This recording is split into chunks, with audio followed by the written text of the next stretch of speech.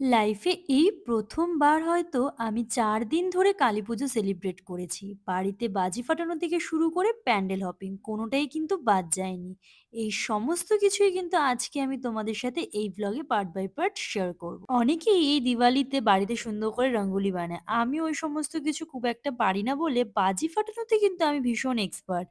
তাই মোটামুটি একটু ভয়ে হলেও অনেক কিছু বাজি ফাটিয়েছি। তারপর সুন্দর করে রেডি হয়ে বেরিয়ে পড়েছিলাম ফ্রেন্ডসরা মিলে একটু ঘুরতে যাওয়ার জন্য। তো ফার্স্ট এই গিয়েছিলাম আমি ডাবরিতে। ডাবরিতে আমি এর আগে গিয়েছিলাম বাট তখন না এত সুন্দর করে ডেকোরেশন গুলো লাইট দিয়ে করা ছিল না। মোটামুটি ২ বছর আগে গিয়েছিলাম। তাই ইচ্ছে ছিল এই দিওয়ালির টাইমে লাইটিংসটা দেখতে যাওয়ার জন্য। তো যাই হোক তো দুটোই হয়ে গেছে খাওয়া-দাওয়া অ্যান্ড লাইটিং দেখা, ফটোশুট সমস্ত কিছুই কমপ্লিট। তারপর আমরা ফেরার পথে দেখে নিলাম আমাদের আলিপুরদুয়ারের সবথেকে বড় যে পুজোটা হয় Kali Puja, NF railway builders association এর। তো সেই পুজোটা ১৮ তারিখ ইনঅগ্রেশন হয়েছে। তো আমরা ১৯ তারিখ গিয়েছিলাম।